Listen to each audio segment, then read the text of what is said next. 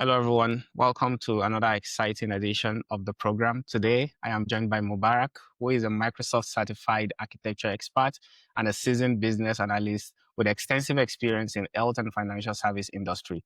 With expertise in product analysis, growth strategy, business solutions development, and stakeholder management, he has a proven track record of delivering impactful results. Mubarak is passionate about empowering others to achieve their career goals and has trained over 4,000 enthusiasts in the last 5 years. Driven by a commitment to helping aspiring data analysts succeed, Mubarak has directly guided over 50 individuals to secure their dream roles through personalized coaching and interview preparation. Mubarak's mission is to make the path to a successful career in data analytics accessible to all, regardless of where they are in their journey. Thank you very much, Mubarak, for joining me today. How are you doing? I'm excited to be here. I'm really excited for the conversations we're about to have, and it's good to be here. Thank you. Awesome. You have a very interesting profile, and I don't even know where to start from because I would love us to touch on a lot of topics. But again, we would start from how you got yourself into data in the first place. At what point did you decide data analytics was a career to pursue, and how did you get into it? Yeah, so my story is a bit unusual, but I'll sort of put a foundation to it. During my final year in school, I studied real estate for my undergrads. And during my final year, I think my project was a bit exciting. My supervisor was a big boy in school. He was too busy for me, but he loved the project I was working on. So he said, Mubarak, what we're going to do is I will introduce you to somebody else who's going to work with you on these projects because we would like to publish these projects, right? So he introduced me to somebody who happened to be a researcher in the school. It's not a lecturer, it's just a pure researcher. So I met this person. I sort of got close to this person. Every time I'm not busy in school, I go to this person's office. And this person really liked me. He always said, Mubarak, you learn so fast. So this man taught me Excel. I mean, I could do some Uh, simple stuff on Excel, but this guy really taught me Excel. Then he taught me SPSS also. As I said, this guy was a researcher in school, so he was sort of like a fixer in Footsmina. Then, when lecturers need help on their projects and the analysis part of their project or whatnot, that's the guy they would go to. mm, Fortunately for me, that was the semester we were taking research methodology. So it was a semester where I was learning about statistics properly. That was the same semesters where I was learning SPSS. So it was a good combo because I was learning the tool to do the statistics and I was learning the statistics too. And then I was with a guy that was a fixer for researchers. So eventually we got to a point where when it got too busy for some of the lecturers or postgraduate students, he would just say, that's go and meet that guy. He will do the work for you. So even whilst I was an undergrad, I was doing a lot of research for master students, PhD students, in some cases, wow. some younger lecturers that he could afford to push to me, So I was doing their statistical analysis and whatnot for them. And that really helped me, learn that stuff. Eventually, I graduated. I mean, I didn't necessarily see a career path in that. I graduated school. I moved on with life. One of the jobs I kept was helping people with projects. So I was helping, especially estate management students, in IFE, UI. I said if you no, not UI, Unilag across the country, really. Covenants. I was helping them with project and whatnot. Then eventually, life moved on. I was looking for a job. I moved to Lagos. I was looking for a job. Someone sent me to apply to Access Bank. I applied to Access Bank. I joined the training school. I mean, I didn't necessarily want to be a banker, but I was looking for a job. Mm, So I joined the training school. The training school went really well. Towards the end of the training school, they called us, some of us, and they asked if we were interested in that. The bank was trying to start a data team and if we were interested in that. Of course, most people had no idea what a data team was yeah, going to that be was all. about. This was sometimes in 2018. Um, for me, number one, it was a good escape. I did not want to be a banker. So I didn't think I wanted to be an IT person too, but I mean, anything is better than banking. So put me there.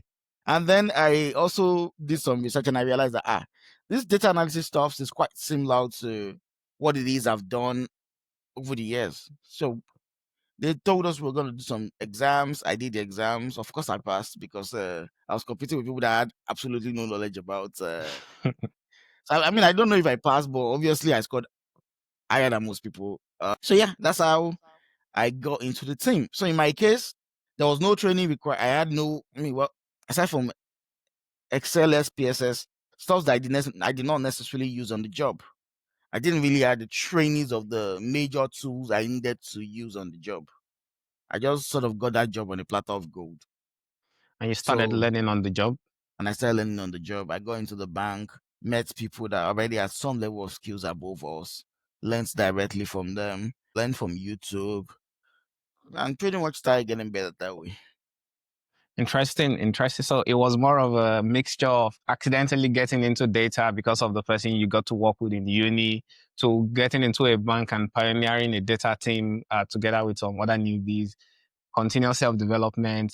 It wasn't like you were in a properly set up data and organization where you were just straight into data and doing core data No, analytics and all. no, at no point. I mean, it was the first maybe till 2019 was a struggle. Also, you have to recall around that time there were not as much data analyst trainings available.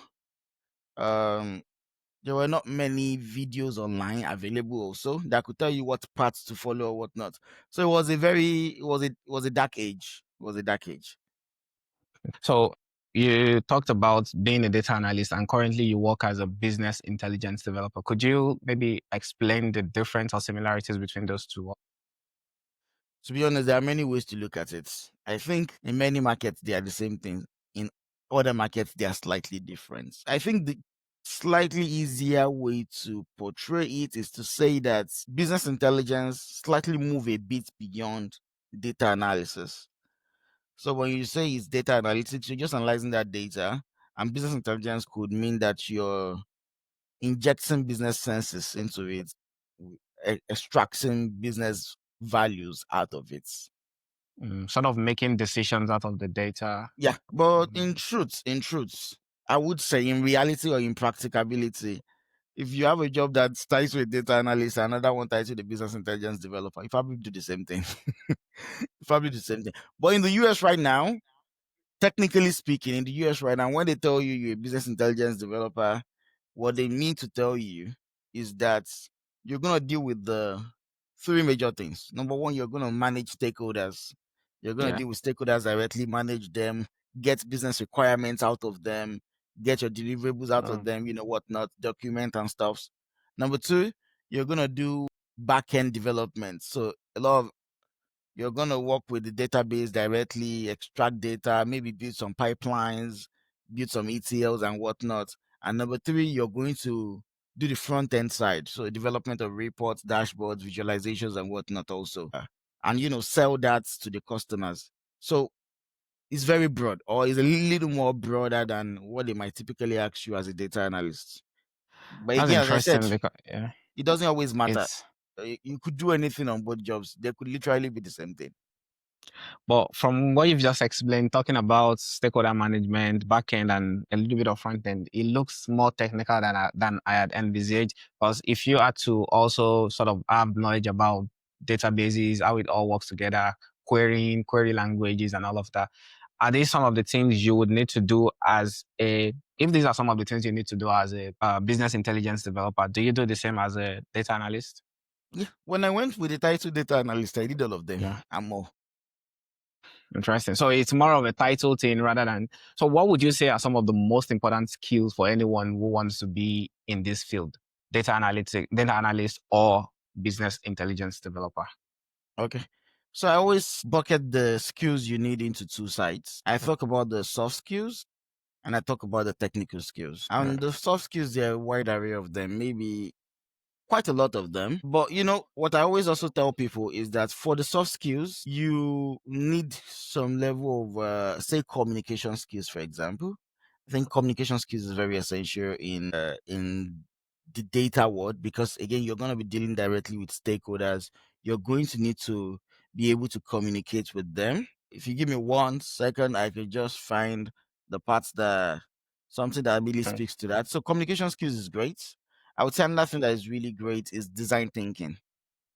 So because what design thinking does for you is it allows you to solve your user's problem by understanding their problems. So you is Mm. a user-centric approach to solving problems. So you're Looking at it from a designing user something. point of view. Exactly. You're designing something because you already understand the problem and you're trying to solve that problem rather than, oh, what do I think would be good for them? No. Mm. So design thinking, communication, attention to details is also very key. I used to have a Yeah. boss that told me, Mubarak, the job we do is a job that can get people fired. Because again, at times we report on people's performance. So if you don't pay attention to details, if your results, if what you're putting out there is not correct, organizations can make decisions for the business or on the employee. They can try to sack people because of this performance reports you've put out there. Now imagine they've Mm. sacked people and the data you put is incorrect. Or they've made a big business decision based on data you pull. And it was after that decision was made that we realized that you put nonsense. So attention to detail is very key. Data storytelling, your ability to tell the story of the data in the best manner possible. And I always give an example. There are two synonyms in English language. There is erect and there's construct. If I were to ask you, erect and construct, are they the same thing? You probably say they are synonyms, right? Yes. But you can construct a road. You cannot erect a road. That means that even though they are sort of synonyms, when the subject of road construction comes in, erect would never be appropriate. Construct would be appropriate. So a good storyteller knows that he has to use construct and not erect. So that Mm. means you have to have that ability to tell the story in the best manner possible, that data story in the best manner possible, in the easiest manner for the business to understand it, digest it, and utilize it. So either by using the visual that tells the story best or the caption, text of words and whatnot that tells the story best. So that's also very key. I think task prioritization is equally important. As data analyst or BI developer, you're going to have multiple tasks at the same time. It would be very essential for you to learn how to prioritize what task should I focus on at this time, which one can I do later. And there are ways to go about this. There are technical ways to go about this. Another popular one I think you need to have as a soft skill is problem solving. You really must understand how to solve a problem. What do I do when I encounter a challenge? What do I do? That's also key. Another one is critical thinking. This one is very sad. And I see it every day on display. People cannot think critically. It's very sad. You can show people, for example, at times you see like on the internet, someone provides an evidence. And everybody's like, wow. And I'm like, how does this look like good evidence to you? How did you not see that? Yeah, this suggests that there was a conversation here, but this is not evidence of anything. Okay, Exactly. so someone says I'm Amin's best friend, and then I post our WhatsApp chats Chat. of the one we had this morning. Yes, it shows that we know We each talk. other. Exactly. Maybe talk a few times, but best friends, that's a far reach. Yeah. So critical thinking, how do you think critically? There Mm. are trainings for that. Some people are naturally born to be very critical, right? Some people are not. They will need to undergo some level of training. So there are some level of trainings for that also. Another one is data intuition. Data intuition is very funny. Is the one that is well used for misleading people, for misinformation. Because most people are not data intuitive.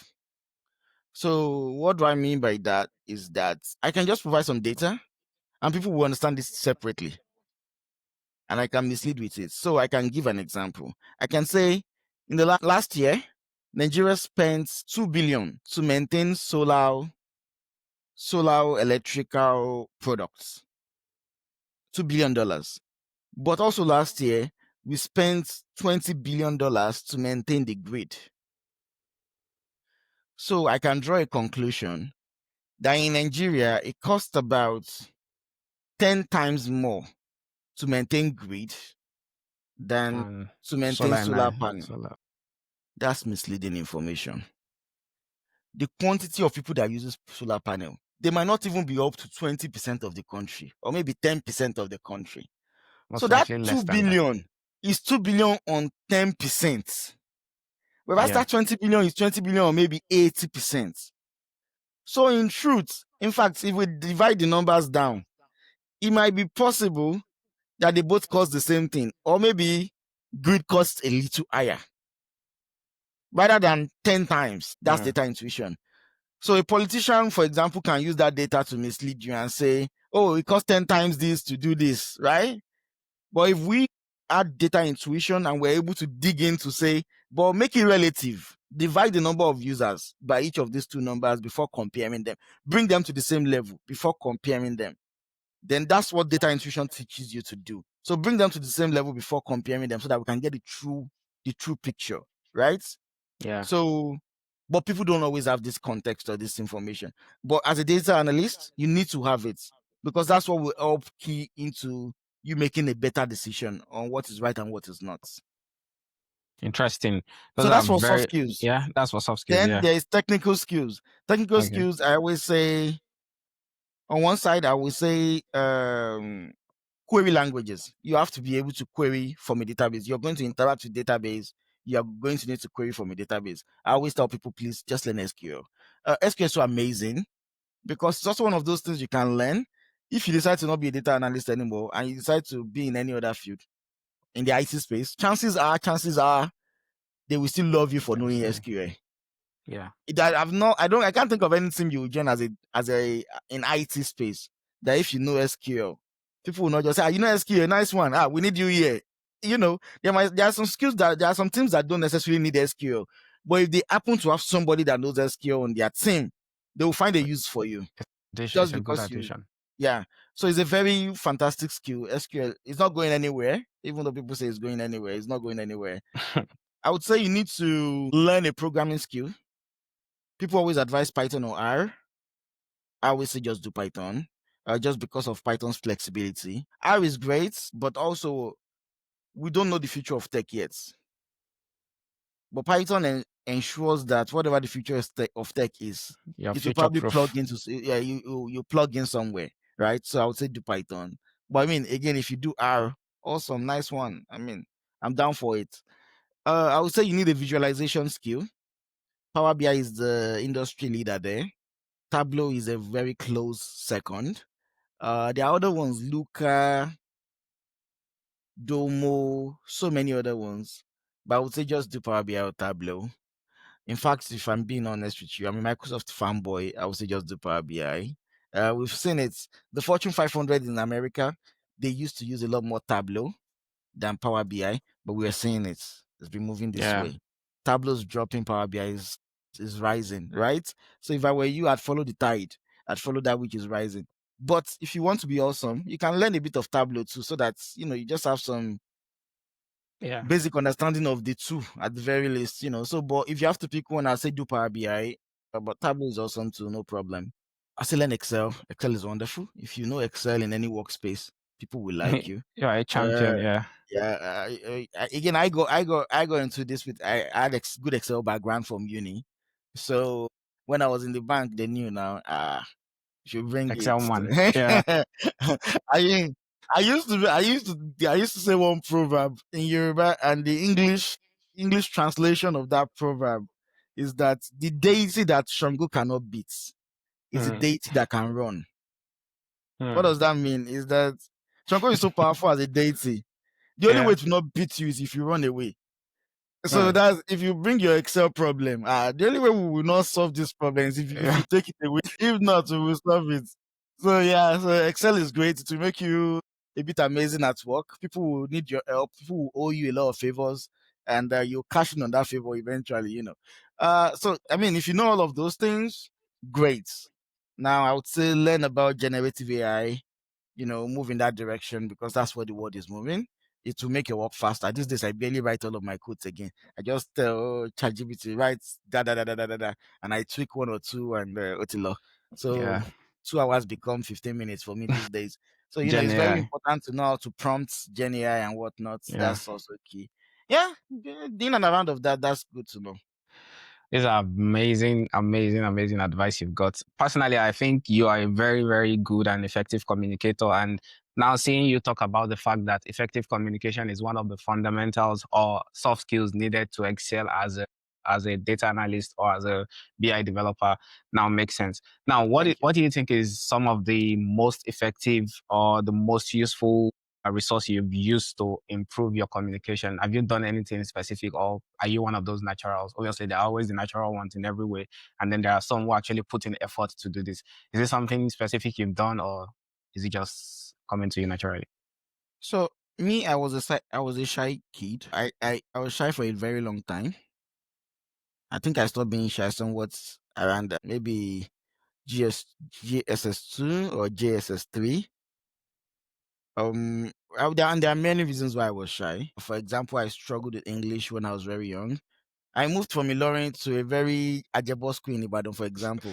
And my English was very good in Ilorin for my mates. Then we moved to an Ajabo school and Well, I Lauren spoke the worst standard. English. So that sort of affected my security Yeah, level, self-confidence and all.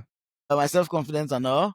But eventually, I found reasons to build my self-confidence. I also started to realize what was responsible for my insecurity. I identified my insecurities. For example, I think one time I was in maybe JSS2, and then I moved from a very expensive school in Ibadan to a public school in Ibadan for secondary school. And not just any public school. I moved to a school called Ibadan Boys High School. It's one of the worst public schools you can go. It's like GSS in Ilorin. It's like going to GSS in Ilorin. So it was I mean, I'm Rugged grateful for the school, school. It was a I rugged would school. Let me say. put it that way. Yeah. So one time I was going out, and now by this time I didn't. My mom was late.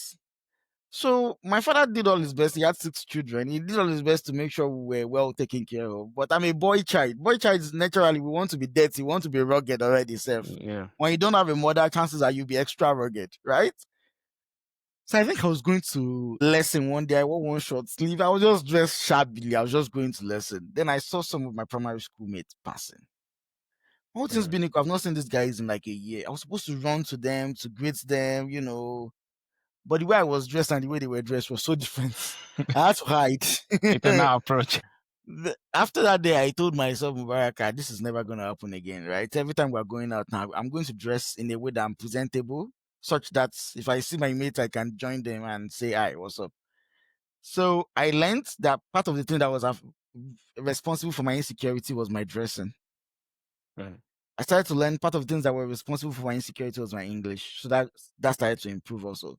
So the moment I was identifying factors responsible for my insecurities, it didn't take away the shyness, but because I had sort of solved those things, I felt more confident to like put myself out there. For example, as a child, I spent so much time learning many things. I wanted to know about everything. So I want so that when you guys are talking, I can join you and discuss with you. So is it football that boys discuss? Okay, let me learn football too. Is it this that they are discussing? Let me learn it too. So I sort of got to a point by my GSS3. It doesn't matter what you're talking about. I can join that conversation. And me too, I know something about it. You understand? So the fact that when I come and join you to talk now, I'm not just a spectator now. I have ideas. I can That's counter what something you're useful saying. to Me say. too, I can say something. That also helped me to move from a place of being shy because I was now knowledge driven. I could also discuss, I could give my input. So that was really good. So again, I always say the easiest way to become a good communicator is number one to know how to overcome the shyness. The shyness will always be there. I mean, for a while, you feel shy before you start speaking. Then after a while, you grow into it, right? So I think the first way is identify your insecurities, find a way to remove them. Once you do that, now is how to you have to then know what to say and how to say it, how to program your timing. What should take 30 seconds? Don't spend 3 minutes on it. People will get bored and kick you out. So how to program your timing. So then you will learn that also. But that comes with more confidence. More confidence, the more you speak. And then there are good trainings for it. When I was at Access Bank Training School, we had some good trainings on how to communicate better. But also, it was a lot of practice on my end. I started learning to speak up. I'll give another example of things that really helped me. When I joined the corporate world, when people say, oh, we need a Muslim to pray for us, it's always a problem. No Muslim wants to pray. It Yeah, no one. Yeah, true. was always very embarrassing because no Muslim wants to pray. So they I always spend like 3 minutes saying, let a Muslim pray for us, and no Muslim wants to pray. Then eventually I said, this is enough embarrassment. I will start praying. Mm. So that also helped. And I know why we didn't want to pray. Most of us were not used to praying in English. So it was a struggle. So I said I will start doing it.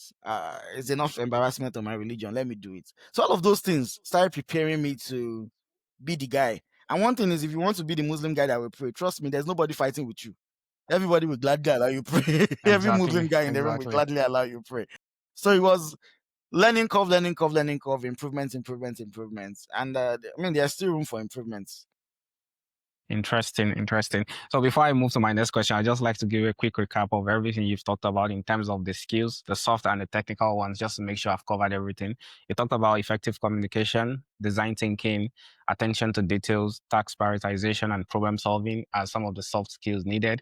And on the technical side, query language, very important, and SQL would be your go-to, advising Mhm. any newcomers to consider SQL.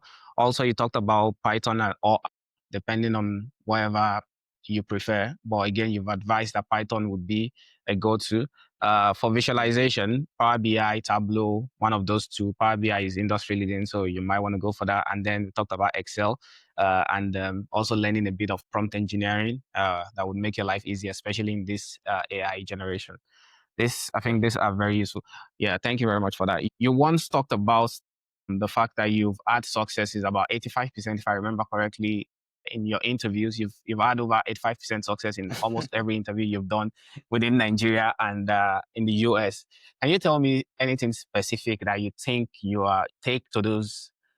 I think probably at that time there were a lot of physical interviews as well, not a lot of online ones. So is there something specific you think you've done to put you in that position where you've had an 85% success rate? Can you share some light into some of those things you've done to get to that point? Yeah. Okay. To be honest, I probably have more than 85%, but let me Oh, just it's discuss gone. some Give me things the I think. number.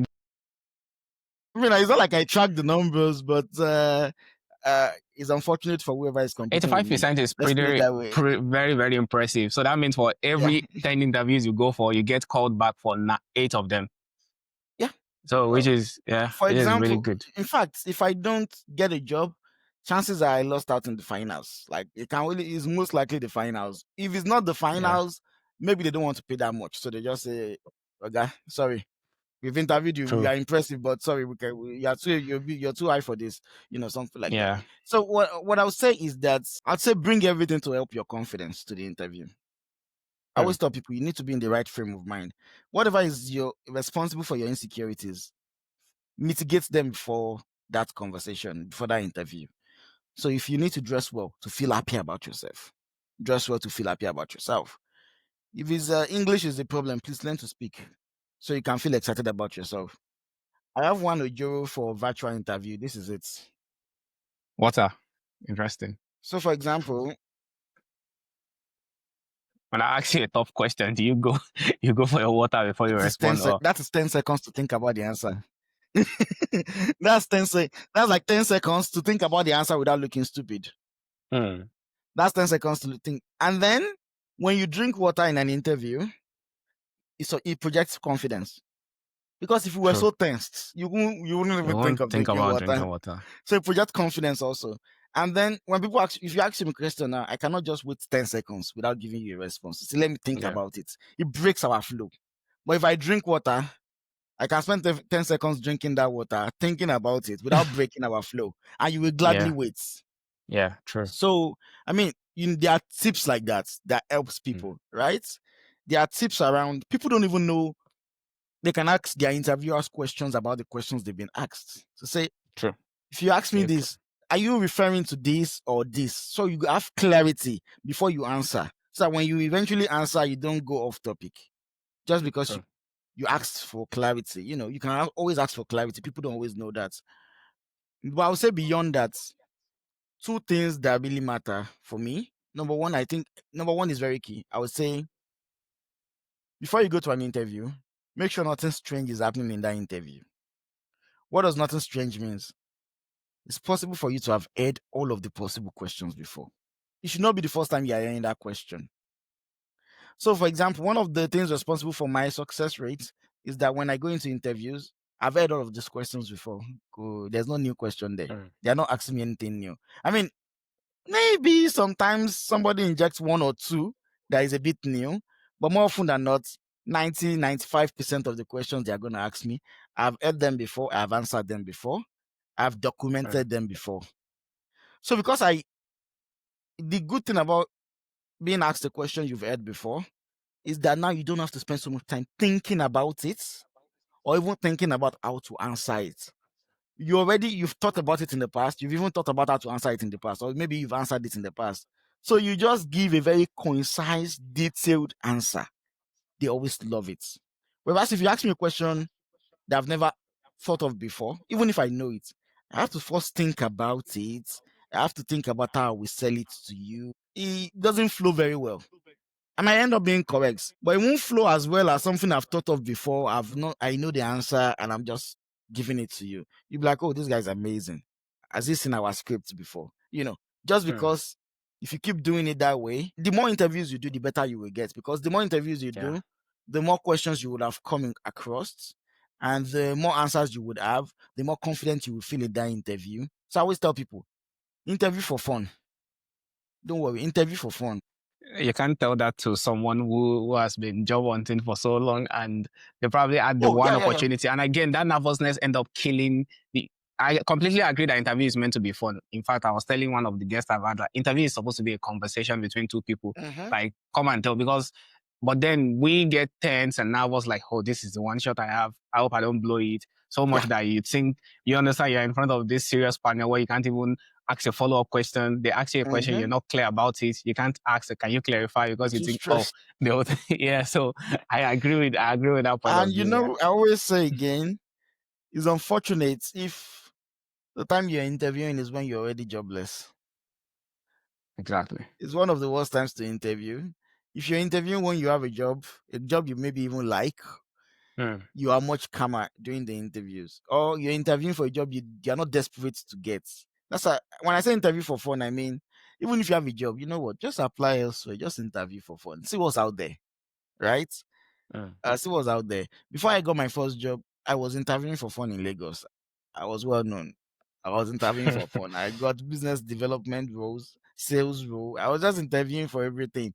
So it helped my confidence. But if you start interviewing for the same role also, you would have heard many of the questions before. You'll be familiar with them. You know how to answer them. You know sometimes what they expect you to say. And I always say there are two types of interviewers. You also need to identify what kind of interviewers you're dealing with. There are interviewers that are very technical driven. If you don't give them the technical answer, the technical way, it's not good enough. There are interviewers that just want to see your ideas and they want you to pass that aura, like good vibes, because they hire for culture. You understand? So they're looking at someone that appears that they would make a good teammate beyond your technical knowledge. So you have to identify which of these persons I'm interviewing with. Is this someone that just want the fact answer? Once you ask me a question, I give you the answer. We are good. Yeah. This is the best. Some people, they are more, yeah, he has very good ideas about this. Play around with the ideas, insert some jokes, some maybe not. Be careful with jokes. If you're not funny, don't insert Maybe jokes. humor, not There's some jokes per humor se. there, Yeah. insert some humor there. If you're not very good at humor, if you know you're not humorous, just leave it. Don't worry, skip that one. It's not for you. But if you've got humor, you can insert a bit of humor. Don't do anything too Yeah. crazy. Don't insert sex Cringy. related, sexual related humor or Or whatnot, or gender sensitive related humor, topics. or Yeah. sensitive topics, religion and whatnot. But so some people like that vibe check. And I've noticed in my experience, folks like us, well, I would say if you're interviewing with, and this is not always the case, so again, it's a bit stereotypical, but it's not always the case, but it's commonly the case. If you're interviewing with folks that are immigrants in your country or in that country you're interviewing in, for example, if I'm interviewing with an Indian that looks Yeah. like he's fresh off India. I'm interviewing with a Chinese that looks like I can still get from his accent. He has not been in It's the UK or just in the US yeah. for long. I'm interviewing with a Nigerian. I'm interviewing with those East guys, and they are very facts answers driven. They don't really care about your humor, to be honest. In fact, if you start some humor there, it might come off really bad because they might not get the joke. Yeah. Might be So offended. they might not get Yeah. you can tell from the reaction that they don't get what you're saying. And humor is so bad. If you insert humor and it does not work, it comes off looking bad at times. So True. whereas if you deal with, say, for example, Americans, Canadians, I mean Caucasians in this case, for Yeah. example, they can be more aura related. They are looking for a good vibe check. I mean, yes, obviously they want you to know your onions also, but they are sometimes looking for a good vibe check, right? They want to show enthusiastic or enthusiasm about the work. They want some of these vibe checks. So again, understanding your audiences can really guide how you tend to approach them. If you are approaching a Nigerian, the average, obviously it's not everybody, the average Nigerian recruiter or manager, he wants to hear the facts. When he asks you A, he wants to hear the B that is the response. You have Doesn't to be really get too much respectful. for your doesn't So so Nigerian recruiters are big on respect. so identifying this Yeah. difference This in yeah, people really also individuals. helps. So me, I know how to play both parts. I know how to smile with you, smile, smile, smile. I know how to be focused and just be giving you answer. I know who to do each with. That also helps. Interesting. I have a couple of questions again, but I'm very watchful of time. I don't want us to spend a lot of time on just one topic. But you wrote a book titled Guidebook to Landing a Data Analyst Job. What was the reason behind deciding to write a book? Okay. So I started training people in data analytics sometimes in 2019, and I've trained quite a number of people. But around 2022, 2023, or 2022 really, my usefulness in that space started to decline because we started to have a lot more people that could train people in data analytics. And they could do about as well as I can, or maybe some, maybe even better, to be honest. Some close enough, such that I sort of almost became a dinosaur, So I spent more time mentoring from that point, right? Then 2023, I moved to the US and I realized that I became so busy, I didn't have much time to contribute anymore. But also, I realized that the field of training people, we don't have so many people that can train people, so many good hands. But now we are training people, but they are not getting jobs. Hmm. So I said, you know what? I have experience elsewhere. How about I focus where many people do on a skill most people do not have, even most trainers. How do I help people get a job? So some people there, we already have a good bundle of people that are willing to train them. I'll be okay, good, exciting, train them. Let Mubarak focus on helping build that pipeline into landing a job. So once they Hmm. do that training, they just go through the pipeline of getting the job. So when I decided to write this book, the hope of this book was originally was to just help you land a job. But we said, you know what? If you're not well prepared, if you don't have all of the prerequisite knowledge and whatnot, we'll be trying to make lemonade with apples. So why not make sure that the book inf- in- includes all of the informations you need to have. Even when you want to start your training with somebody, you have to check, are they teaching me Power BI? Are they teaching me this? Are they teaching me that? So it can help you identify a good training to go or a good boot camp to go for. Hmm. So eventually when you're done with all of that, then you can go through the book and it can sort of be a mentor without a mentor for you to help you land that job. Interesting. And have you gotten some positive feedback? I know you obviously we talked about that earlier on where you've trained a lot of people, you've helped a couple of numbers as well get their dream job. Did you get some positive feedback from people who had read the book and landed the job? Yeah, and the reviews have been awesome. The reviews have really been awesome. I think I still got someone on Twitter like 2 weeks ago or so that was telling me. Of course, not everybody will come back and tell you, but Yeah. I would say maybe there's not been maybe 3 weeks since that time that someone has not come to say, "Oh, I just got a job. Thank you so much. I followed your book and whatnot, whatnot." There's rarely 2 weeks go by without someone coming back to me to say, "Oh, thank you so much. I did this." So yeah, the reviews have been really, really awesome. And is the book tailored for a specific group of people, say maybe Nigerians, Africans, or is it applicable to anyone irrespective of what your circumstances are, what part of the world you're in? I think the book was written from my experience from both Nigeria, Africa, UK. So, for example, I have been privileged to I've landed a job, a data analytics related job in Nigeria, UK, Malta, Canada, US. Oh, you've seen it Nigeria, all. UK, Canada. Yeah. So maybe 5, 6 countries, especially most of the English speaking countries. Yeah. So the knowledge I'm giving here is what Must be has been applicable. practicable Yeah. in these places.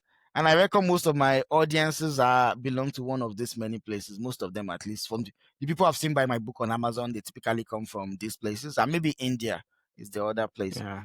So, which is quite similar to all of these other places I've mentioned. So the knowledge itself is transferable and is usable in everywhere across the world. So the book is tailored for everybody, and it's also tailored for folks that know nothing about IT. Mm. You don't have to know anything about IT. Just pick up the book and read. Okay, interesting. We would obviously put the details and link to buying the book in the description and all of that. So anyone who's interested in getting a copy can do so. I think it's available on Amazon. If you want to get a hard copy as well in Nigeria, I think there are ways you would do that. So we'll put all of that details and we'll put details to contact Mubarak as well. So starting to drift a little bit into sort of the economics and political side of things.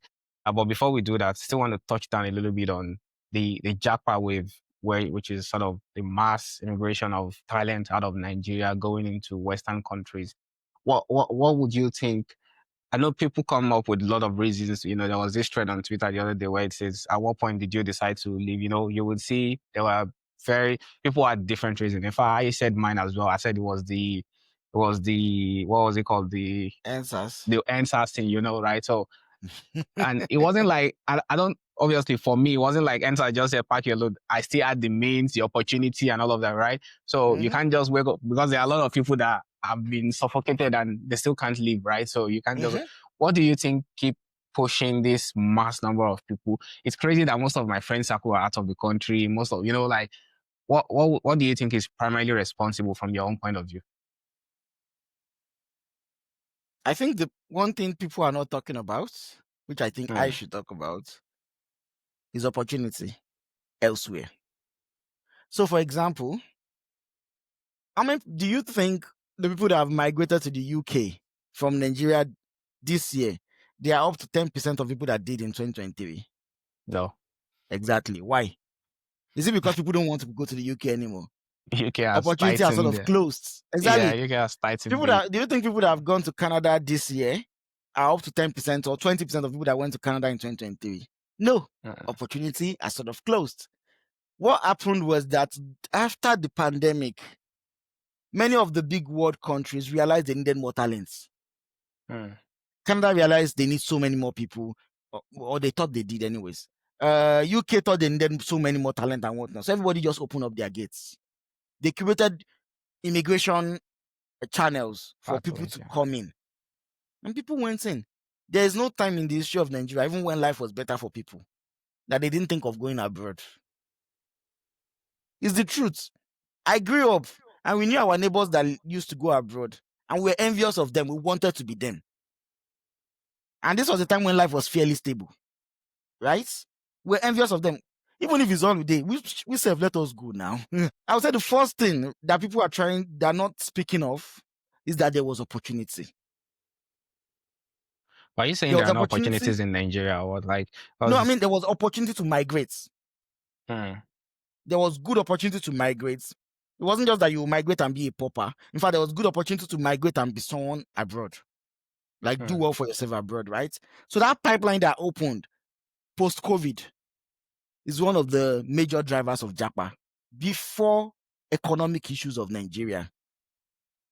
Another reason why, another evidence to that is more people Japa before Nigerian got kind of worse under Tinubu than people Japa after Nigeria got worse. Which is also an evidence that it's not about the state of the country. It's about the opportunity that was available. The country got worse, but there was lesser opportunity for people to jackpot. So they made do with what they had. If you're going to So jackpot now to yeah, UK, you're going to need like 30 something million. I think more than that these days. More than that. So people have reduced. So jackpot has really dropped. People have said, 30 million. I mean, maybe I can maybe do well with 30 million in Nigeria. So I understand. I mean, there's the economic situations that happened and whatnot part. But I think the part people don't talk about is that it's because there was opportunity now. So it was easy to then say, oh, I'm already annoyed. Let me go But and... without that opportunity, I think pre-20, before the NSAS issue and everything, did you not think people traveled? Like people were visiting, people were coming to the UK. There was never a time where a large amount of people would at the same time say, you know what, I'm done. Without COVID, or before COVID, let's say, okay, pre-COVID, for example, people had always gone to the UK for education. Like these things have always been there. You understand? Canada has always been there. People go to this place. Nigerians in large numbers at the same time all saying, you know what, we're done or we're fed up. Don't you think there's something else pushing that rather than just it's because these people opened the opportunity? These people... I'll give another example again. Beyond opportunity, there was also opportunity to scale. What do I mean? The volume that came to the US in this period you are referring to, it's not the same volume that went to the UK and Canada now. The volume that came to the US is consistent with the volume that has always come to the US. Yeah, because they didn't create any special Exactly. pathway or anything. But UK and Canada created a pathway beyond even me, Mubarak, going to the UK. I can go with my wife. Do you know how many weddings I attended in 2022? I bought Agbada that year ago. Because many of my friends, they got married and they traveled. You understand what I'm saying, right? Yeah. So because I can also, beyond the fact that, there's an opportunity to go to the UK, I can even go with my wife. You know what, babe? Let's find this money and do this thing. Right? I can even go with my kids. Are you saying? So life is easier now. Before I can say, you know what, I really want to go to the UK. I'm not enjoying this country anymore. But if I go to the UK now, I want to get married though. How will I do my wife? How will I do my kids? So I will just say, you know what, let me stay in Nigeria. Let me stay and manage this country like that. But now, an opportunity came. I can go with my wife and kids. You see the deal? I agree with you. The situations are there. I agree. The situations are there. But even when situations are there, when you have opportunities that you means take an advantage opportunity. of it. Yeah. If there's no opportunity, you just sit and even the means. So don't forget, they might be calling you, but not everybody fits the criteria that they're asking for. Maybe, for example, Canada would say the point-based system, you need to meet certain points, you need to have BSc, MSc. Still, not everybody can meet that. So the opportunity needs to be there. The means has to be there as well. I mean, I'm grateful for it. I love the fact that so many people migrated. I love it. Some days ago, I was speaking with an Indian friend. He was telling me that he's going for a retreat in Texas. And I said retreat, and he said yes. He said people from his department in his school, the university he finished from. Yeah. I said your department. He said yes. People they just that year, not the whole department, or that year. No, just that year. Like let's say you graduated 2010. Year 2010 computer science department. I said, what do you mean by one department, 1 year? He said there are 40 of us here in America. What? I said, how many were you guys in class? He said they were 120. So you mean to tell me 40% of them that there were 120 of you in a class and 40 of you are in America. And if 40 of them are in America, do I need to tell you how many is in UK and Canada? Yeah, exactly. So both of us can even agree that there's probably 100 in diaspora. Maybe it's 20 of those guys in that class that are still in India. So what does that mean? That means that it's the reason why we have India CEOs leading many of the tech companies right now.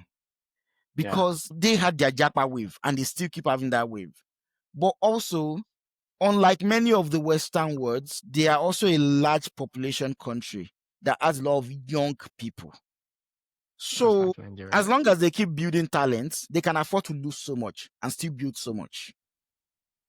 Because in India, for example, they have an amazing talent building community. I mean, most of the videos you and I watch to learn and whatnot, they are probably made by some Indian guys. So they have that talent building community such that they can afford to lose so many talents and still have as many talents home based. Because again, this is a large country that can ingest and can cushion the loss of talent to Japa. But can we say same is true for Nigeria? We're a country of 240 million people. We have less than 200,000, 250,000 doctors, for example, and say 20 or 30% of that number is actively looking, or we're already at a very, very short, we're already, the patient to doctor ratio, for example, is at an all-time low. And now you're saying you're grateful for that opportunity. Help me understand why you think that's a good thing that we're losing so much of this talent when we're already at a disadvantaged position. I mean, there are situations that you can't do much about, but what you can do about it is to see the positives that comes with it, right? And then you can say, how do we solve this problem? So two things. I would say if I was in governance, my job would not be to say don't Japa. In fact, Japa, I'm happy for you. My job would be number one, how can I scale the numbers so that we can be a net exporter of talents? Net exporter of talents such that we can feed the world our talents, right? Let them go and do great things elsewhere. Let them send money back home to Nigeria. We need that money. It's good for us. Do great things. Let us be happy that our boy is the CEO of Google, CEO of Microsoft, because it's national pride for India right now. But let us also have enough talent in-house. So, for example, one of the things Bosu Tijani tried to do, or is trying to do with the 3MTT 3 plan of million, yeah. 3 million Nigerians, we would not see the results now. It will take a few years to see that result, because anybody that gets trained now, you won't be a competent hand till another 2 years time, right? I mean, maybe you start doing basic things, but it will take maybe 2-3 years for you to be a competent hand, right? So it's unfortunate that the Japa had to happen before the training happened. The training should have happened before the Japa happened, such that when people left, they were still good hands. But it has happened, right? All you can do is how can we have that big pipeline for creating talents so that we can just keep pushing talent out. If we push enough talent out and we create opportunities for them in Nigeria, eventually when they saturate the opportunity in Nigeria, they will seek opportunities elsewhere. And it's not But the bad for us question is, because have they there are saturated the countries in opportunity the world. There are countries in in the world Nigeria? that have very low youth population, Yeah, especially in Central Europe, that yeah. really needs young people to come and work there. So we can be exporters because we have so much people. We just need to train them. And the same thing can be done with nursing schools. Doctors is a bit more difficult, but it can be done. How many universities are training doctors right now? Can we increase the numbers of doctors being trained in each school if we improve their facilities?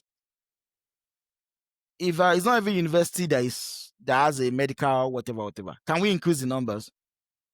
So if I say, for example, this is Lautech, I'm the governor of Ibadan. I'm the governor of Oyo State. Lautech, for every year, they have 50 medical students. I'm speaking with the HOD. What can I do to make you train 100 medical students, to accept 100 medical students instead of 50? What infrastructures do we need to improve? More What do we need to, lecturers, more how many classroom, more lecturers more do we labs. need to take in? So if we can do this, if we can make deliberate investments into these places, we can increase that number. And when we increase that number, yes, some of them will japa, let them japa. But because we have increased that number, we will not suffer for it. So we will achieve both. We'll get that scale of people living, but we'll still have enough in-house. That's on one side. But of course, the other side is the economics of making life easy for talent to also want to stay. So you need to do as much as possible to make the country better for talent to also want to stay. But you see, there's something you cannot do much of. People always complain, all our doctors left. Why won't they leave? You're not treating them well. Have you not left your job for better paying jobs? If No, someone wants to 3x your salary right now, would you not leave? of course. The opportunities that the UK or the America offers a doctor, it doesn't matter if Nigeria is doing well. We cannot offer it. There was no time in the life of Nigeria where we can offer the opportunity that UK or US will We'll offer a offer doctor. There doctors. is no such thing. There's no matching it. The only thing you can do is make your own country good enough that at least many of them will still be like, you know what, I don't want to go to that No, cold place. yeah. But it's not that you cannot match the opportunity. Forget that one. Even when you're well treated and well paid on your current job, if somebody offers 3x, you will go. Before you So go, let me quickly because interrupt you. The good example of that was recently between Meta and the OpenAI.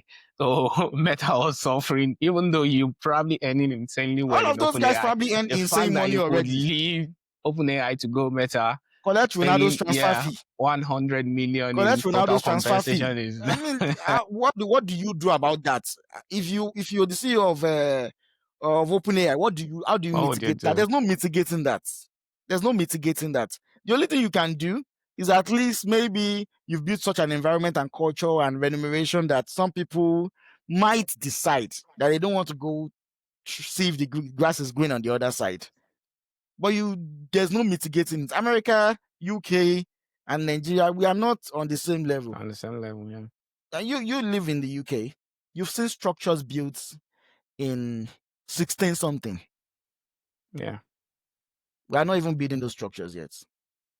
Hmm.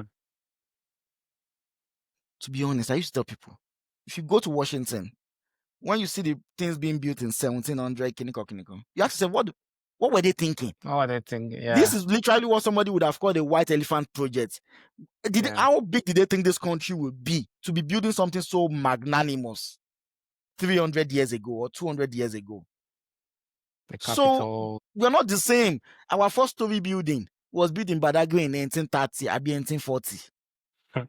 Our first single story building, that one that wants to collapse in Badagry, was built in 19 something. See the structure they were building in 17, 16 something. So we are not going to get there. Or, I mean, we will be a better country. We can be a better country. Life can be easier for our people. Everything can get better. But we're not going to get to American standard in another 50, 100 years. Of course. That's why So what we I'm can do not. is let's Yeah. focus on good life for But our people. Easy life. Then some will stay, some will go. That's fine. yeah, I'm never a fan of this comparison between, especially, I feel like it's insane to be comparing countries that have built themselves over hundreds of years, and say Nigeria, but they do this in America now, but they do this in, I think there are countries out there that we can still maybe try to compare ourselves with, but doing with these first world countries when we're not even second world yet. I think Nigeria is still categorized as a third world country, which is. Let me give you one funny thing, right? Mm. The UK has over 200 billion pounds worth of gold in their reserve. And reserve, yeah. The UK barely mines any gold. Hmm. The reserve of Nigeria right now stands at around $40 billion. Gold reserve of UK is over 200 billion pounds. They don't have any gold. Where did they get those gold from? Africa and India during colonialism. So that means during colonialism, they built a major buffer, shock absorber. That's literally what you call shock absorber. Yeah. If UK does not have that level of shock absorber, the challenges that happened after Brexit and a couple of years, it would have swallowed them. Yeah. But shock absorber is why they can still, not feel it too much. Countries like Nigeria, during the time UK was building that shock absorber, who were being exploited. True. Before the British entered India, India owned 25% of the world GDP. That's how much transaction was happening in India. By the time the UK gave them independence, yeah. India had 4% of the world GDP. From 25% of the world GDP to 4% of the world GDP. That's what you call plundering, literally. Yeah. That's more an exploitation. The UK moved from about 6% of the world GDP to about 27% of the world GDP by the time they left. So they were literally a world power by the time they left India. They moved from not being very powerful, just having military power, to being financially successful totally. So those things still play out, right? Tinubu removed one thing now. Nigeria had no war chest to withstand. If you float there was no war chest to withstand it. Whereas in the UK, they can make these economic decisions and they have a war chest to withstand it, such that their people will not really feel the problem. Exactly. So these are the issues. Interesting conversation. So again, back to the most important thing, which is coming back home. I think everyone, well, I know for myself, certain same is true for you. Like, we want to see our own country develop, and we're always advocating for good governance. But the thing is, why do I see so much of youths with good ideas, with a lot of enthusiasm, but they never get involved in the most important thing, which is trying to get into that space where you can have the opportunity to be either on the legislative side or the executive side, getting into politics. I always tell people like you could continue screaming from today till tomorrow, but if you are not there, you're not there and you think these people would listen to you, maybe screaming on that, you need to get in there, even if you have to deal with the devil for some time to be able to get in that, maybe those devilish meeting they do so that you can have a seat on the table and then try to do your inner coup to, be the different guy. I don't know. That could be. But why do you think youth participation in politics in Nigeria is so low? Aside is I the screaming on social media, obviously. think I think we have an utopia idea of governance and politics. We think you can be just a clean, amazing, spotless person and just do politics. And maybe that works in first world, but it doesn't work in third world. And I think it's because we don't read enough. And I'll give examples. I can challenge anybody today. Give me a country that moved from third world to first world. Show me their leaders that made it happen and tell me they were clean, prim, proper, amazing, do no wrong people. It's a lie. See, I used to tell people there are two types of leaders, right? If you want to move from a third world to a first world, there are two types of leaders that you need to do it.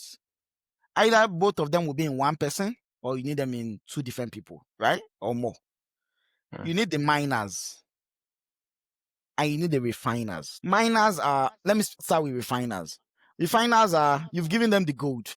They will just refine it into a jewelry, Rings, make it necklace. pretty. They are clean guys. They are artistic. They are not crude. They are artistic. They can do that design, make it so neat, so that when people see, they're like, wow, good ornaments. That's the refiners. The miners, they are crude people. They are people that are willing to enter caves, dig, Hmm. put dynamite there, blow it up. In search of that gold, they will do anything. They will get dirty. They will put dynamite. They will dig, dig, dig, dig till they get to that gold. And the gold they will find will be very crude looking, right? But if they don't get that gold, the guy that will do the refining and whatnot Refine. does not happen. So when we can take an example of maybe the Chinese or any of the Asian tigers or Singapore, for example. For example, when people talk about Lee Kuan Yew, I used to laugh. I say, "Oh, the father of modern day Singapore." He Singapore, was a yeah. he was a dictator for 40 years. There was no free speech for 40 years. But guess Exactly. what? He did. He's the miner. He Yeah. entered those caves. Dirty work everywhere. Dirty work. People died in Singapore. I mean, I'm not saying they killed them. Opposition died Hmm. of natural deaths. It was a one-party state for 40 years. For 40 years, yeah. Opposition died like literally. You're disturbing us too much. Something just happened. They just have an accident or something like that. But guess what? I mean, this person just knew. I will fix this country. There was no freedom of press. The same thing happened in China. They call them benevolent dictators. They were making the life of Yeah. the people better. But what they weren't necessarily doing it. The people did not have the life you have in the UK to speak against your prime minister or, or the way I can insult Trump online. I would find myself in Nigeria the next day. So these miners, they are not Hmm. your prim and proper politician. They will get into the depth of that debt and do the dirty job. Now, when Lee Kuan Yew left, they started having prime ministers that were more of refiners because life was better for them then. They are living well now. It was now, okay, how do we introduce free speech back? How do we become a better democracy? How do we do this, that? That's how every country that have left third world left it. If countries Hmm. that did not do it that way, they maybe did it on the back of slavery or colonization. That's If you exploitation did not do it on the back primarily. of slavery, so You must have basically they also stolen did it. it on the back of debt. Yeah.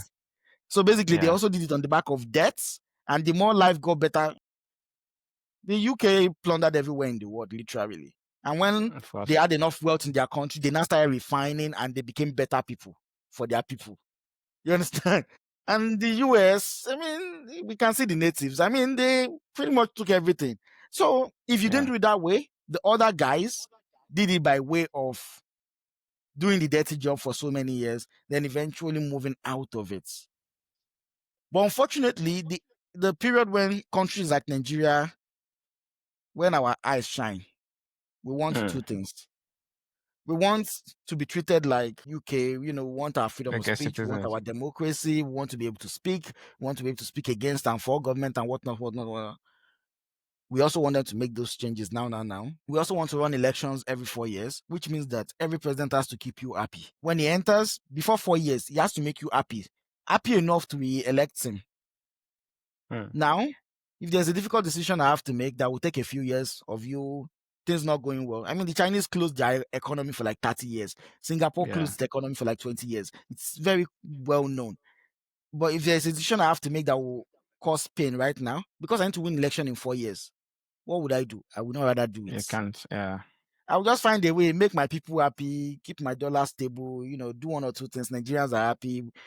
We can still shop with our cards online. We can still do yada, yada, yada. We can still buy BAT, Throw and out everybody's some happy. And they will say, oh, great bag of government. rice. Yeah. And bag of rice, I can give a subsidized bag of rice like we always did. Yeah. Subsidized bag of rice, subsidized oil, and Nigerians are happy. They will not, by the way, their children will die because there will be no money to invest in primary health care. So their children will die. Their children will have poor education because I will have very little money to invest in education. There will be no money to invest in waste management because I'm subsidizing rice for them. If they want to eat rice, they will eat rice, don't worry. So there will be no greeneries, no recreational centers being set up because we don't have the money for that. We are subsidizing oil. So, but Nigerians will not complain because they don't even understand good governance yet. They just, I can eat. My children are eating. We are all eating. If God help me, we'll blow too. We'll blow too, because we need to blow to really live a good life in Nigeria. So as there's a reason why Buhari said let subsidy be removed the moment I leave office. Is that not amazing? That it's What? scheduled it for when he leaves office.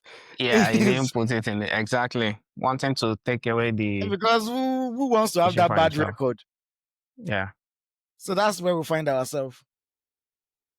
interesting. Wow. So, I was going to that's a very detailed one, especially because I started with the fact that why our youth don't participate in politics, but again, it's not as fancy as it look. It No, looks it's not fancy. glamorous, It's not police fancy. officers and everything, long convoys. But I think there's a lot of, like you talked about the example of the miners and the refiners. I think Nigeria needs a miner right now, and it's what we need to Trust me, get. you have So a minor. the You have a ah, very, very dirty minor. Don't worry. do you You have a think dirty minor.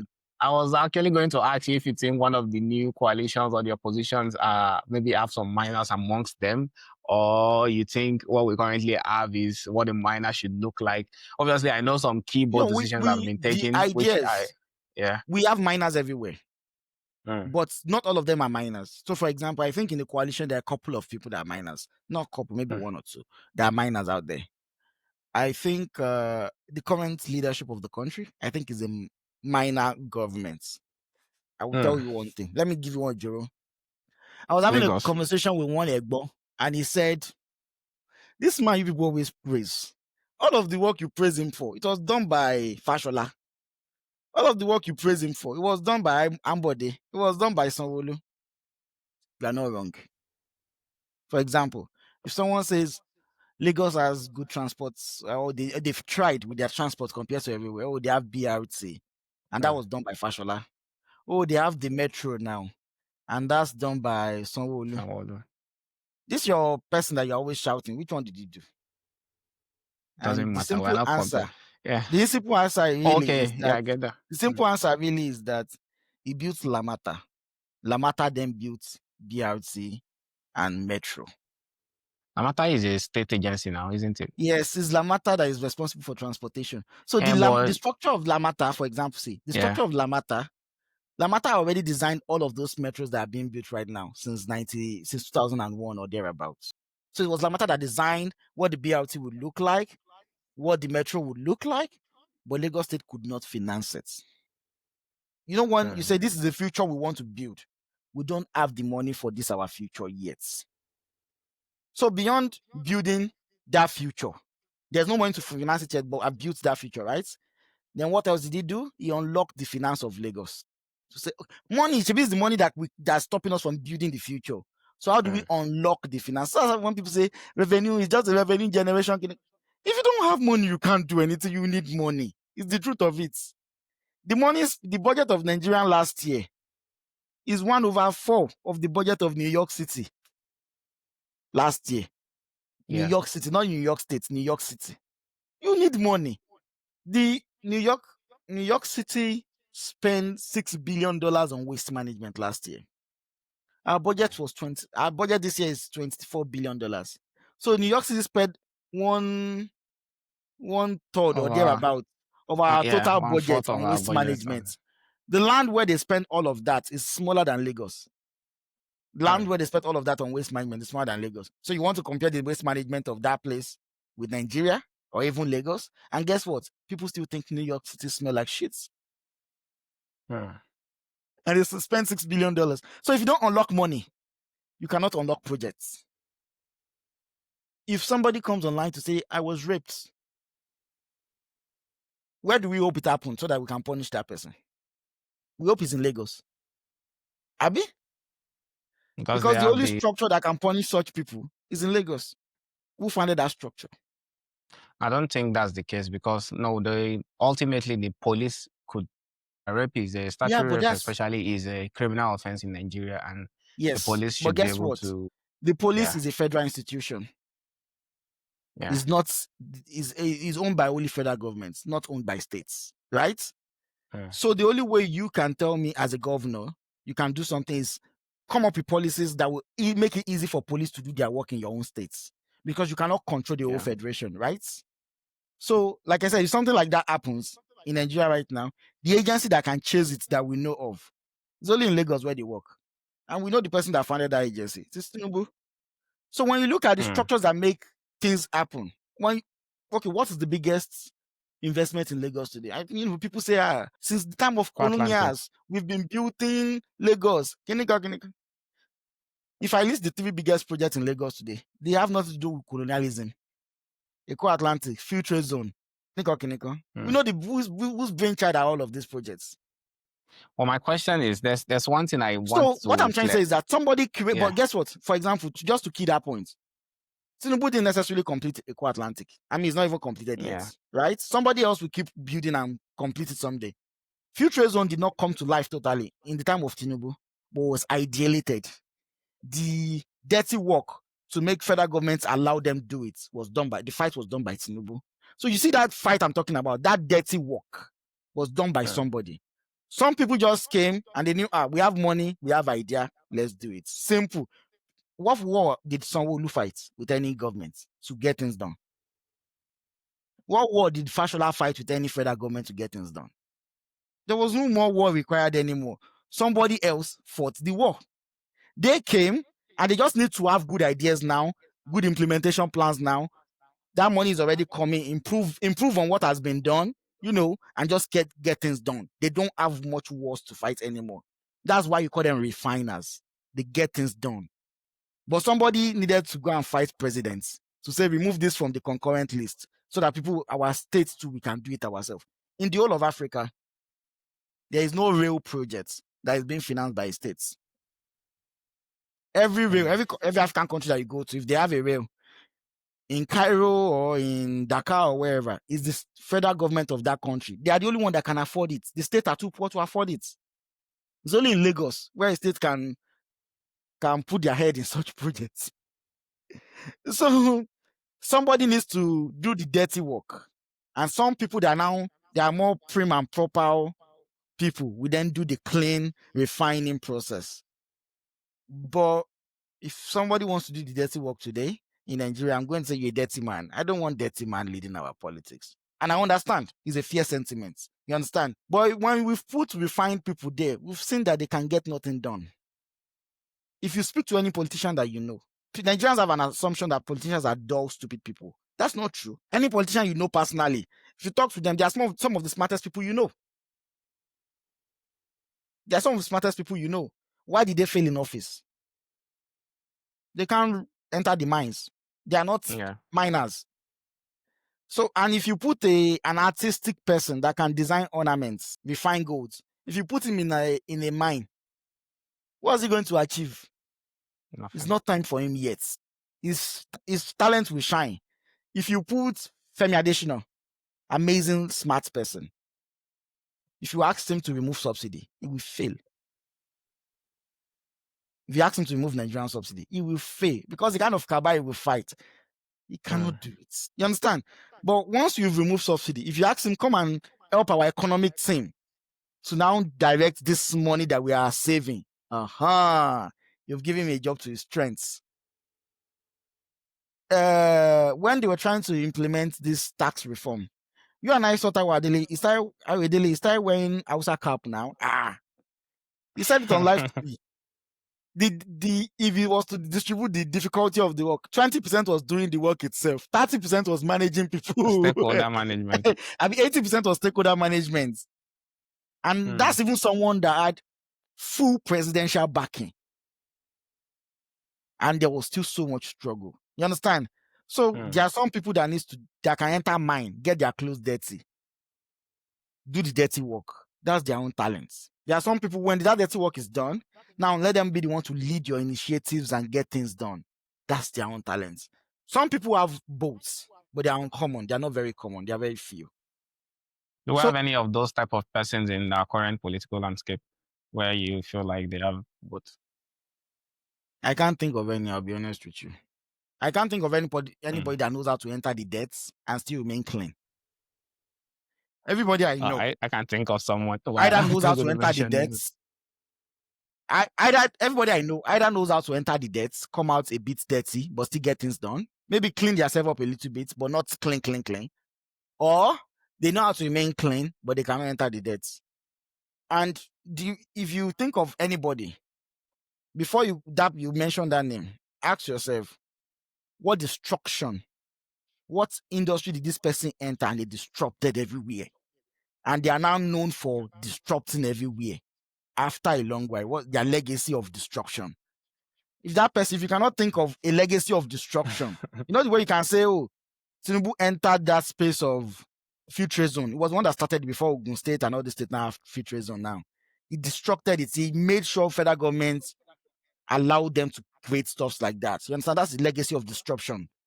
He entered the financial part of things and tax in Lagos. It disrupted the whole area such that Lagos could now make money. And every other state created models similar to that to internally generate revenues too. That's legacy of disrupting an environment.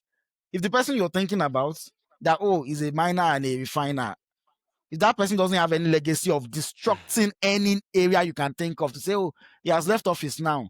When he was in office, he destructed this thing so much that thing is now profiting his state or whatever.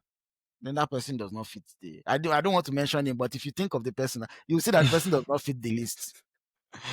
Honestly, you mentioned disruption, and I'm trying to think like all these things you have mentioned, are they really disruptive? Because if looking at actual disruptive, so for example, disruptive technologies, disruptive policies, being obviously considering where we're coming from, you might say, someone coming. You said free trade zone. I don't remember a time. Again, I might be wrong, but I don't remember a time when there was maybe the federal government was insisting, the federal government was insisting that. How exactly did Tinubu, for example, disrupt that free trade zone? Was there a time when the federal government had put a restriction on creation of free trade zone? The first idea in the first issues that come up with Nigeria is that there are many things being done everywhere in the world that we don't even know about or do. If you can wake up with the idea of a form of financing model or a form of ways to improve the life of your people that we are not doing in Nigeria, you are literally destructing that area. Because what does that mean? Number one is that you have to go and get approval from the federal government to do it. Chances are you are not positioned to do it. Maybe it's probably going to be it's probably something that federal government should be doing. You don't, as a state, you probably don't have the power to do it. You understand? So you are going to have to get approval. Either they move it from the concurrent list or whatnot. They shall give you the power to do these things, right? Typically, that might mean that you're either going to be friends with the president so that they can easily say, yeah, go and do it. Or you will thug it out. But the real destruction is not necessarily in the fight. It's in the fact that you can come up with an idea, let's do this in Nigeria, even though it's not being done. Even though we don't have it. You can come up with that idea and you can implement. The ability to ideate and implement is the destruction itself. I mean, it's not immediately we reap the benefit of it, right? But at least we can start to see the benefit of it. So when you think of somebody, any politician, and they say, "Well, I want to rule this country, make an excellent president or whatnot," and you can't think of any new idea they ever created, implemented, and they are now well known that, oh, this is the legacy of this person. That person cannot take Nigeria from poverty to success. Because what have you Yeah. created? Exactly, that's the point I'm trying to drive at, because I don't see what he has created. You talk about disruption. It's not like, maybe it might make sense if you say maybe the states driven, but free trade zone have been in Nigeria before he got to government. It's been No, operational not really. in Not in really. Calabar. The first free trade zone in Nigeria was in Calabar, Yeah. which in 1992, late 80s and early 90s, right? Mm-hmm. They were operational, import and export, and all of that. But this guy coming in again, you might say is federal government driven, maybe Good. for a state government, which might be the disruption you're talking about. But saying that Yeah. these things are so new, so things like tax reform, it is not a new thing. A lot of tax reform has come into place before 1999. Again, in Lagos might be Mm-hmm. unique to Lagos. So seeing these things as models, or as sort of, this is the definition of what good governance should look Think like, it's to me, not, I feel like yeah. it is sort of It's not the overrated. definition of good governance. Let me tell you, it's not the definition of Mm, good governance. Let's be clear, right? Good governance is when you and I have a good life, because we don't even have to know our mhm, president anymore, or our governor, because life has just been well curated for us, right? Everything is good, everything is working. I don't need to know my governor, I don't need to know my councillor. Everything is just good. That's good governance, right? But we're not there. We're not there yet. That's the reality I want us to work with. We're not there yet, right? But where are we? Or where do we need to be? Or where are we coming from? Where we're coming from is a position where governors just wanted to pay salaries. I mean, you come from Kwara State. If you think back to the early thousands, if your governor, if they do one road, entire road like this and they pay salary regularly, everyone is clap. yeah, Yeah. that's best governor now. Abi, in that period, or if they plant flower everywhere, Mm, say leader, right? But it's that period when somebody was trying to plant flower and do road, mm, somebody was thinking free trade zone. Think mm, about, I mean, yes, maybe you think right now. Now, in retrospective, it's not very huge. But think of mm, somebody somewhere was trying to do road. Somebody was building free trade zone on a state level, something that was only done by federal in the past. mm, Somebody was trying to plant flower. Somebody already planted flower. The flower is not the problem anymore. They are now doing a core Atlantic, mm. right? So think of the magnitude of these things. They are Yeah. so far off. But the states Because are what also makes not in the you, same situation. Like, the states oh, are oh, also far off. definitely, Exactly. definitely, So definitely. you need to But also be fair to the it's other about how ones to much, say, it's about, people say, when people want to have that conversation, they always say money, money, money. It's about how much have you taken advantage of the situations you have at hand. everyone would say they are they are maximizing what their own state can do. They appear to be, but that's not true. You know why we know that it's not true? It's because when you grew up in Kwara State, but you knew you could not stay back there. When you finished university, you had to leave. The same way I knew I had to live in Ocean State. So in Mm. your case, you moved to somewhere that the success of Abuja. that place was determined by the federal government. In my case, I moved to somewhere where the success of that place was determined by Lagos State. Because it's almost like if you don't move to a place where the success is determined by federal government, you better move to a place where the success is determined by Lagos State. Because it's almost like there is no other states that is creating that environment for you to know nobody and for doors to still open for you. Which was still a ripple effect of a federal government creation from way back. Again, this is another argument But guess what? entirely, People but think that's the argument. But yeah, you it know is. how they know it's not a good argument? Mm, Because I said earlier, if I ask you to list the 5 biggest projects in Lagos right now, mm. they won't be the projects of the federal government of Keneka Keneka. Yeah, well, of course, that's what you would expect. The state continues to develop. You can't expect that the five biggest would still be things from way back. We're talking about how many years ago? Lagos was the capital in, I think, it's Yes, been how whatever. many years See, now? So it let's can't put be. it You this don't way. expect, yeah. Okay, so you're saying you're admitting that Mm. In Lagos, they've built over what they had. Yeah. And they've built massively. In fact, to replace it, they've built over it. If I ask you in other states, any other state that you are very familiar with, what was great in your states 20 years ago that you are now greater with? Let's see. I don't know. That might be a. Don't worry, you cannot think of it. It's When we're because small, some people have refined for Lagos State back in that's what those we want days, you to. and now some people have mined. Sorry, now everyone is federal government has mined. The state is refining what federal government has mined. Other They did states not don't have the mine in. opportunity They did of a not mine in federal Osun miner State at coming to all. them many years ago. Let me give. They Yeah, did let me nobody give you. mined Let me give you exactly example. because Osun was never in In that Ibadan, position. wait. Yeah. Let me give you an example of Ibadan, right? Okay. Awolowo mined in Ibadan so much. Ibadan had the first of everything. First TV station, first radio station, first university. You don't know that is pure mining? First university, first TV station, first radio station, first this, first that, first that. Is Ibadan the top 2 city in Nigeria anymore? It's barely number 3, it's barely number 4 or 5. That's because what? That's evidence that what? Mining is not the only issue here. Somebody could have mined. When Ibadan was having a university, Lagos did not have a university.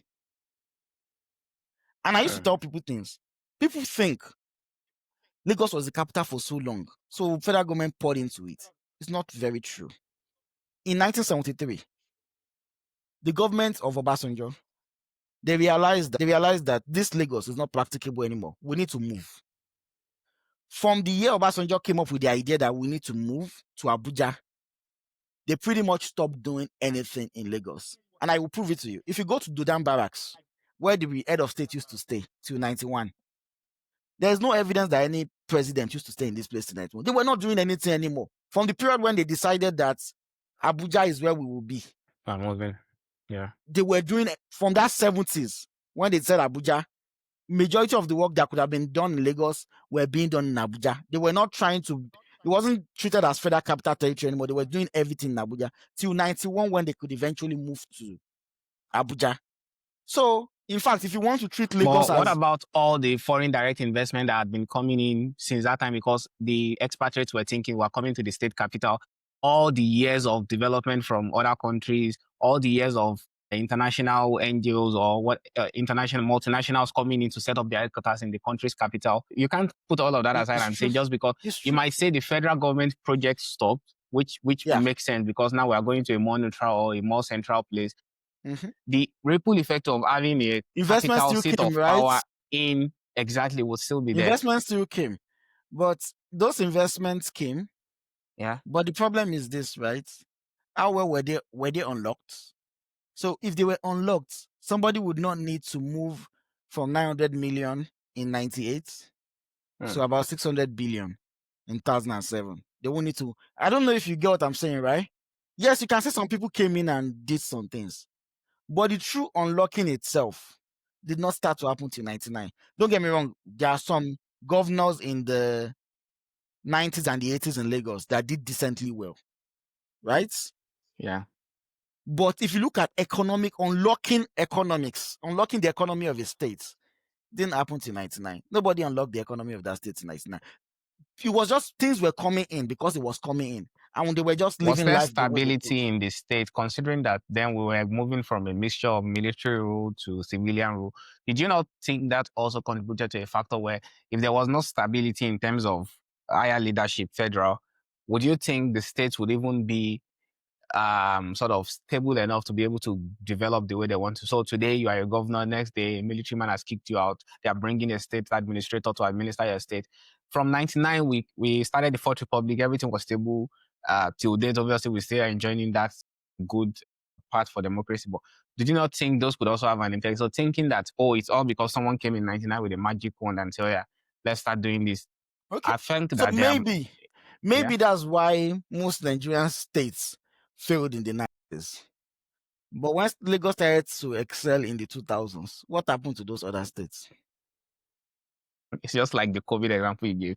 if somebody has had the opportunity for all this long, now everyone, again, See, for at the end all of the the day, years right? you've been, At the end of the day, yeah, even in failures, even in a group of failure, right? I will still settle for the best, the smartest of the failures over the worst of them. of course. See, guess what? Guess what? Guess what? Mm. I don't think Bart is that spectacular. He's not. I'm That's not the thinking truth. of him as a spectacular person. I just think of him as the best of the lots. It's not about spectacular. I don't know. People maybe might think, oh, I think this guy is amazing. No, I literally called him a minor.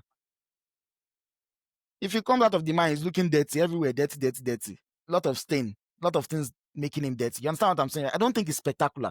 I don't think it's Femi Adesina. Mm. I don't think it's Awolowo. But do you I think, don't, wait, Femi Adesina, which Femi Adesina are you referring to? African Development Bank. AFDB. Do you think I do don't you think think for someone a Femi Adesina would survive in core Nigerian politics rather that's why I said than he's a in refiner. Not that's why I say such exactly? people are So refiners, not miners. You yeah. understand? So refiners are the guys we look up to. They are, let me give you founding fathers in America. Benjamin Franklin, miner. George Washington, miner. They can do Miners. dirty work. Obama, refiner, cute. You get the idea, right? Yeah. Nixon rather, refiner. Ronald Reagan, Mm. refiner. You understand? But some people have to chase the native, kill the natives, steal the wealth of the natives, use the labor of the Mm. blacks. And then To somebody get this else done. will not Yeah. have the wealth to build nuclear weapon, build amazing state and whatever. But you see somebody had to kill the natives, chase the natives, use the labor of the blacks. Somebody had to do all of that. It's not the guy Interesting. that kills the We are native. fast running. Yeah. He cannot do the other things. It has to be two different No, I people. agree with I you. hope after this government, after this Tinubu government, because it will use 8 years, we will not Mm. deceive ourselves. But I hope I was after going that to 8 years, ask you we that. get a refine. Are you certain that? So you are saying, are you saying you will use 8 years because you are happy with the state of things and his performance No, so no, no, far, no, or do you no, just think no. the coalition from the opposition is not strong enough to take him out of government I think the at coalition this is moment? moving in a wrong direction. I Mm. think Alhaji Atiku Abubakar is not there to deputize anybody. Of Alhaji course. wants to be president. Alhaji does not have a problem with Tinubu. Alhaji and Tinubu, they are friends, right? Because he doesn't have a problem with Tinubu, the moment is not the aspirant, he will pull off immediately. Either he Vote will go and for. contest elsewhere, or he will just go to Dubai. He either go and contest elsewhere, or he will just go to Dubai. Alhaji will pull off immediately. So he will be left with the other guys, right? The other guys, they are not going to be able to pull all of Alhaji's old votes. So they have to settle for Obi's votes. Mm. Unfortunately, Obi already lost maybe 20% of his voters already. Naturally. People that Why have is that? voted him before that, they don't have that opinion. They don't think they want to vote him anymore. There's maybe 20% of people like that. And did you not think he has gotten more as well? Maybe people that No, are equally frustrated that oh, no, this no. government is not The doing enough. people that voted Tinubu back those days, they are people that either they are voting for politics. Yeah, Baba, I know him, I trust him, right? They By are my most local people. anybody you know that voted Tinubu, ask them again. If they are being honest with you, they will still vote Tinubu again. Don't worry. Another thing is that I want to tell you another thing. Nigeria's Mm. inflation is trickling down, right? By 2027, if things keep moving this way, our inflation might have trickled to maybe 12, 13, 14%. That means that's our default in Nigeria when life was good. Is that 12, 13? Once we get back to that place, people will forget the suffering of the past. Politicians will convince them that it's because our reforms have now worked. That's why life is better. And if we continue on this trajectory, life will even Mm. get much better. And politicians will back it up by things that IMF and the rest are saying. Every World Bank, everybody's literally coming to Nigeria to tell you what reforms are Mm. working, and just give it some time, it will work. So once politicians can see evidence that life is getting easier for people, they will use these international agencies to support that life will keep getting better. Just stay the course, right? After all, you can see it's already getting better. We've not had queues anymore in the last 4 years. Universities are not striking anymore. We are building houses for you. All of this is FX rates. It has become stable. For example, FX rate has become stable for like over a year now. People don't remember that. Think, for example, if it remains At stable for the next 1,500, yeah. It's stability that really matters, not the Of amount. course.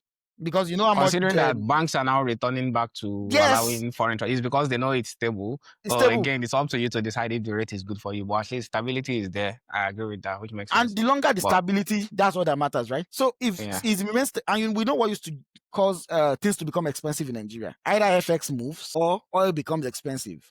With the work being done in oil now, except there's a major problem in the world, maybe Israel and Iran go to war global. again, oil will probably remain consistent on the same level.